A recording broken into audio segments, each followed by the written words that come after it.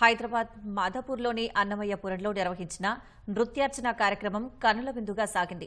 నాట్యాలయ school of dance విద్యార్థులు ప్రదర్శించిన భరతనాట్యం చూపర్లను మంత్రముగ్ధుల్ని చేసింది. నాట్య గురువులు వినీతా సుబ్రహ్మణ్యం, గాయత్రి అయ్యర్ల నేతృత్వంలో అన్నమయ్య సంకీర్తనలకు విద్యార్థులు ప్రదర్శించిన భరతనాట్యం ఓలలాడించింది.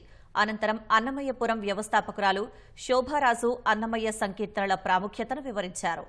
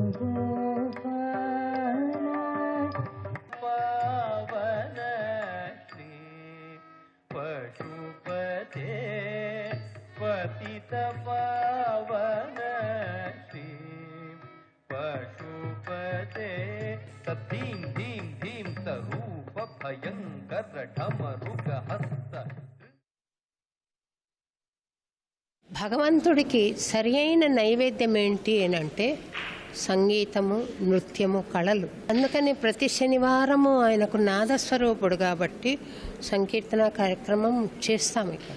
ఈసారి ఆస్టిన్ యుఎస్ నుండి వచ్చిన ముగ్గురు కళాకారులు చాలా అద్భుతంగా స్వామికి నృత్య కైంకర్యం చేయడం చాలా సంతోషం కలిగించింది. సాంప్రదాయాన్ని కొనసాగించాలి, ఇక్కడ విద్యార్థులు నేర్చుకోవాలి, ప్రదర్శించాలి అన్న సంకల్పంతో సాగుతున్న ప్రయత్నం అండి ఇది. చాలా సంతోషం.